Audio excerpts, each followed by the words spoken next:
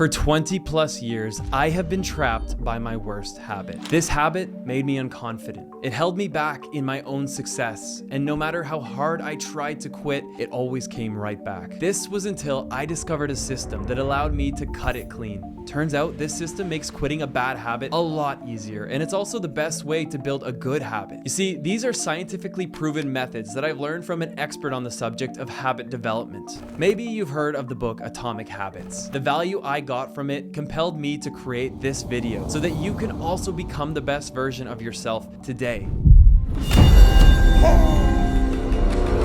Now, before I can share the system and how it changed my life, I need to start by explaining what is a habit. You see, every day, the human mind must make incalculable amounts of decisions. Some take a little bit of energy and some take a whole lot. But the thing is, we all have limited energy and brain power. So to make things more efficient, our brain creates neural passageways. These neural passageways make our frequent decisions very low impact on our brain. And by doing so, this empowers the human mind to make decisions without even thinking about it. And that is how a habit is formed. Now, there is a problem. The brain cannot distinguish between good and bad habits. And so habit formation can be a blessing as much as it can be a curse. And that's why we need systems to keep us away from the bad habits and systems that allow us to build our great habits. Think about any successful person in your life, and you know very well that they use habits to their advantage, to increase productivity and to reduce energy consumption with every decision they make. By contrast, habits are the enemy of the unproductive and the unsuccessful, constantly falling into the same traps and ending up with the same outcomes. But you see, as humans, we all have undesirable habits that distance us from the person that we so badly want to become.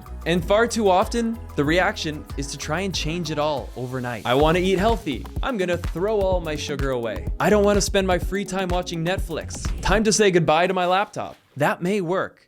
Sometimes. But you see, the author of Atomic Habits, James Clear, teaches us how small changes over a long period of time can make the biggest of differences. If you could improve on your goals by 1% every day, you would be 37 times better off just in 1 year. That's the power of slight improvements on a consistent basis. Now, I want you to hold up before you start writing your goals on a notepad, because building these winning habits and kicking the bad ones won't just happen by goal setting.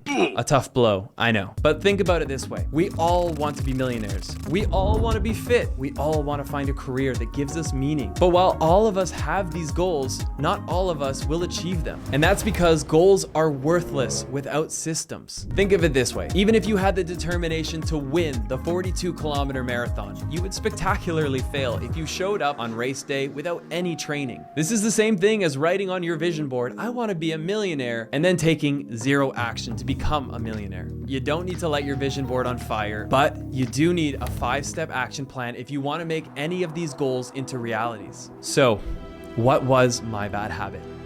Well, it was this. I was a serial nail biter for as long as I can remember. And don't get me wrong, in a world where people face serious addiction, this might feel small and insignificant, but believe me, it affected me in ways you could never even imagine. You see, biting my nails provided me an outlet from stress, which ironically only led to more stress. In fact, I would see my imperfect nails, and my ADD would cause me to try and fix them. How, you might ask? Well, you guessed it. I would bite them. And the more I bit them, the more they unraveled, the more I strengthened my worst habit. My nails deeply affected my confidence. They put me at such unease that I couldn't even enjoy myself sometimes around my friends and my family. This insecurity followed me everywhere. And whenever I would put my hand on a table, they would always be clenched in a fist. This was my feeling of safety. You see, in these 20 plus years, I tried everything. I tried putting a foul flavored nail polish to try and cut the habit cold turkey. I even tried taping my fingernails at one point, and nothing worked. I hated my fingers so much that I just felt like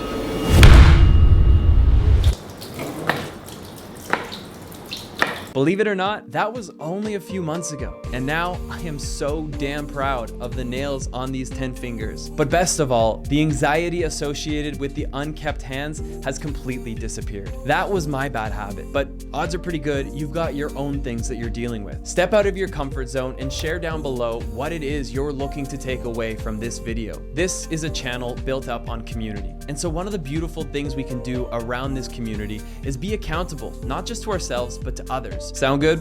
Cool.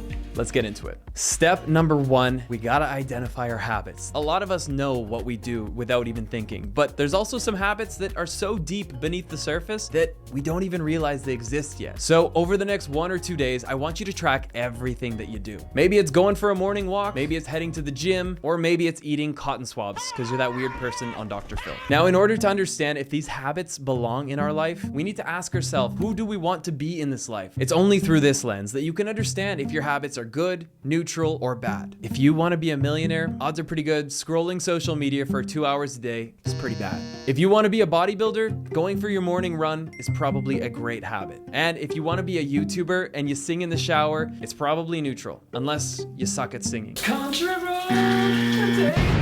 Now, with our habits tracked and ranked, it's time to learn the 5 systems to remove the bad habits and build the good ones. Number 1, make it attractive or make it unattractive. Studies have proven that habits are created through frequency, not motivation. So the question becomes, how many times do I have to do something for it to become a habit? Well, it's one of those "it depends" answers. But what we do know is that habits are formed far more quickly when they are enjoyable or at least mixed with fun. Running on the treadmill, low-key sucks. But what if you got to watch your favorite YouTuber while doing it, like LeBlanc? It's gonna be trouble.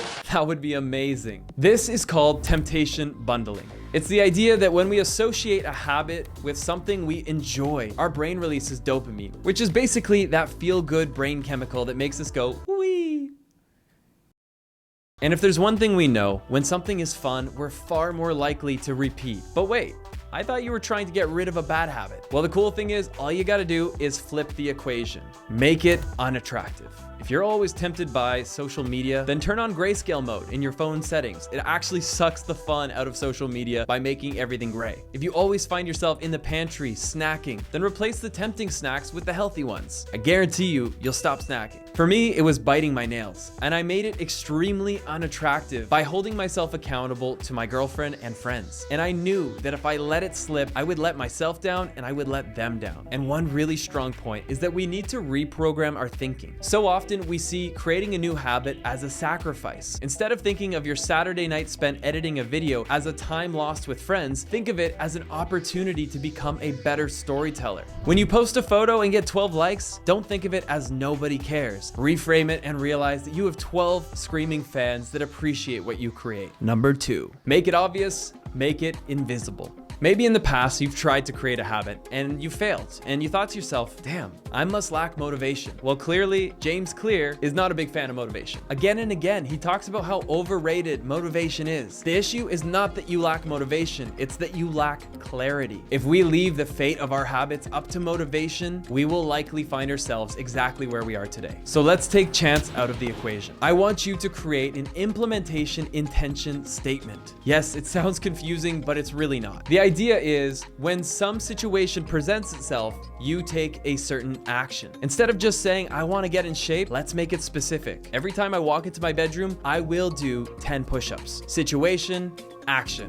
The situation, or X, will typically be a time or a place. And every time it presents itself, you will take action. Now, a powerful trick to commit to your implementation intention statement, such a mouthful, is what's called habit hacking. As you know, we've already identified our habits over the last day or two. Open up that note wherever you got it written down, and I want you to stack one of your new desired habits on top of your existing habits. So for example, every morning I make my morning coffee, but what if I stacked another habit of taking a vitamin after it? Okay, great, but it can go further. Why don't I go from making my morning coffee to taking my vitamin to then doing 5 minutes of journaling and then 5 minutes of stretching? It only took a few minutes out of my day, and the great thing is it actually jumps onto the momentum that already exists in my life. Simply put, you must give your habits a time or a place so they can survive. In my case, my habit stack was every evening after brushing my teeth, I would use my manicure set. I would clean and fix every single one of my nails so that the following day, I was less tempted to bite them. Not only was the habit stack powerful, but I made it obvious. Next to my toothbrush, I visually laid out my manicure set. So every night, even if I forgot about the habit stack, I would visually see what I needed to do. Now, while we make it obvious to build a good habit, we want to do the opposite to break a bad habit. Make it invisible.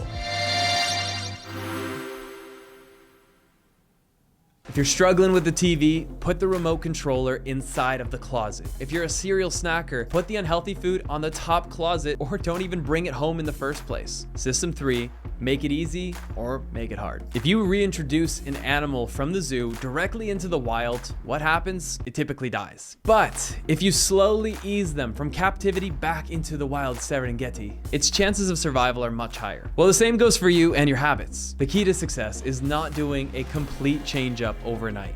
The friction and discomfort will be too great, and you'll likely go running all the way back to where you started.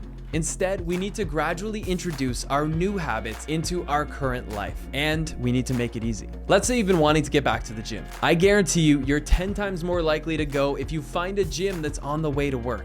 You will already pass by this gym, and so you're 10 times more likely to go than the beautiful, nice gym that's out of town. The most relevant one for me was back in the day when I had a slow laptop. When your equipment constantly holds you back, you're so much less likely to put in the time and to edit that video. So make it easy. Invest in a new piece of gear and get things going. On the contrary, you need to increase the friction with the bad habits. If you're like me and you're constantly on social media before bed, then a solution is to actually set a timer onto your router, and every night at the exact same time, the power will cut to your internet. And the temptation is mostly gone, unless you have data. The power of friction is giving us the time that we need to really think about our decisions. That's when we realize that the benefits are actually greatly outweighed by the consequences. One of the biggest concepts I took away from this book was all about environmental design and how we can use this to take full control over our habits. As a content creator, in order to be successful, I need to spend some serious time behind a laptop, in front of a camera, and so I've essentially designed the environment that allows me to thrive.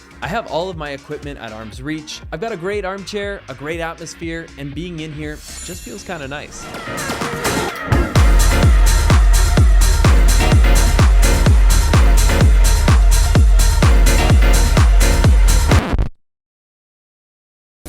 As you can see, your environment can nourish the good habits and kill the bad. So when you're designing your environment, ask yourself, is your space making it easy or hard for my habits? Look, this is an entire book. I'm trying to make it in one video, but I gotta mention the 2-minute rule. James Clear explains that because repetition is the leading way to build a new habit, it's so important to show up every day, even if it's just for 2 minutes. If you went for a run 5 days in a row and the 6th day you're just not feeling like you got it in you, well then at least spend 2 minutes tying your shoes and going through the motions of stretching, because you're actually training your mind to continue that habit even if you didn't go on the full run. If you're trying to read a book every day but you've had an exhausting day at work, pick up the book anyways and read, because those 2 minutes will do so much more for you than you could have ever imagined. And for anyone that has consistently been in the gym, you know this one all too well. The days you miss hurt you so much more than the successful days help. Do not break the chain, because after missing 2 days in a row, this is the start of a bad habit. The 2-minute rule is all about keeping it easy and getting in the reps so that you can really take control of those 1% improvements every day.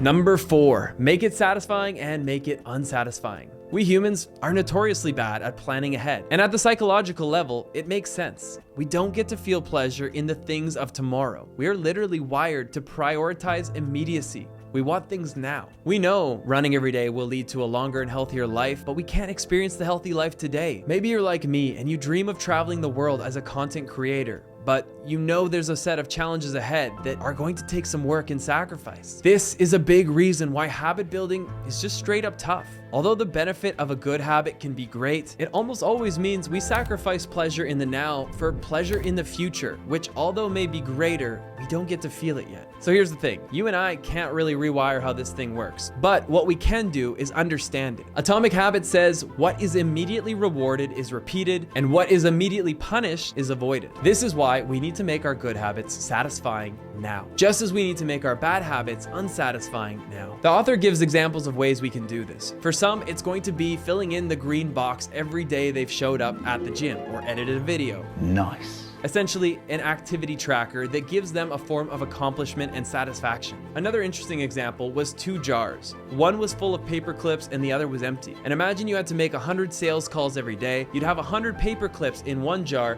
and with every call, you remove a paper clip, put it in the other, until all the paper clips have moved to the opposite jar. Another great way to make things satisfying is accountability partners. Right now I'm training with a buddy, but he may as well be my personal trainer because he is keeping me accountable to my progress. progress, and I've been so much more successful over the last 2 months because of it. In LCA, we see that exact same mentality of creators coming together to hold each other accountable, and it is by far one of the biggest reasons why people go on to succeed. The author recommends you find that person that you can lean into and create a habit contract. Every time you fail on committing to that habit, whether it be going to the gym or not biting your nails, you owe them a massage. You owe them money. It might seem silly, but it really does help.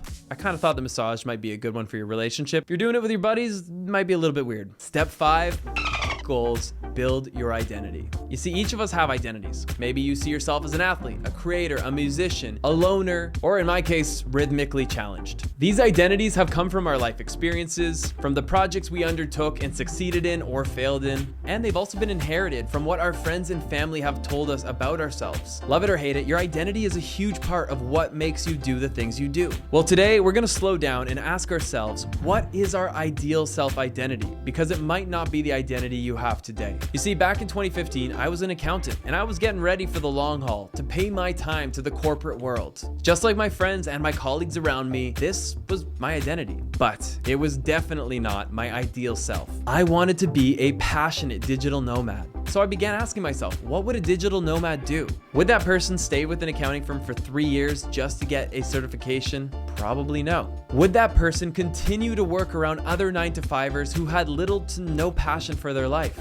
Definitely no. My ideal identity gave me a better lens to understand my surroundings and my decisions. And it was this understanding that gave me the boost and confidence to know it was time to leave the firm. But after quitting and removing that corporate identity, I had to ask myself, how would I become that successful, passionate digital nomad? Well, I would assume they would probably learn a skill they could monetize and make money from anywhere in the world. So I picked up a camera and I started learning how to use it. I built that habit by getting in my reps every day, by shooting photos, videos for clients and for my own YouTube channel. In the corporate world, my identity aligned with buying unnecessary luxury goods. But as a newfound digital nomad with very little reserves in the bank, my new identity made it so easy for me. I realized I needed to stop buying these designer goods, and I moved to Asia, where my cost was about 1/3 to 1/4 of what it was in Vancouver. Every month, I became more and more of my ideal self. I was starting to become a real digital nomad, and any good digital nomad knows they must diversify their income. So I spent my free time learning about email lists, building landing pages, and developing a suite of products. That's a big part of my story and how I got here today. But the question becomes, what is your ideal self? I want you to write that identity down and ask yourself, would that person do X? In your case, it might be, would that person continue to skip the gym? Would that person continue to date the wrong partner? If the answer is yes, then go ahead, keep doing it. But if the answer is no,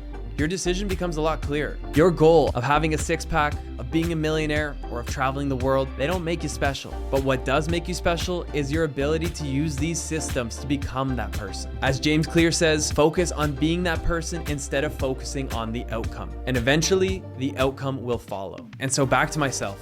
Would a successful, passionate digital nomad be overtaken by nail biting? Would that person allow themselves to destroy their own confidence? And the answer was no. As much as we love to deflect and blame others, often we have to look right here. So take a look in the mirror and ask yourself, what are the great habits you need to adopt to become your ideal self? And what are the bad habits that prevent you from becoming that person? I know that this book changed my life, and I hope that this video gives you not just the motivation, but also the direction to start building your dream life, because it's out there if you just take action. Let's get lost again in the next one.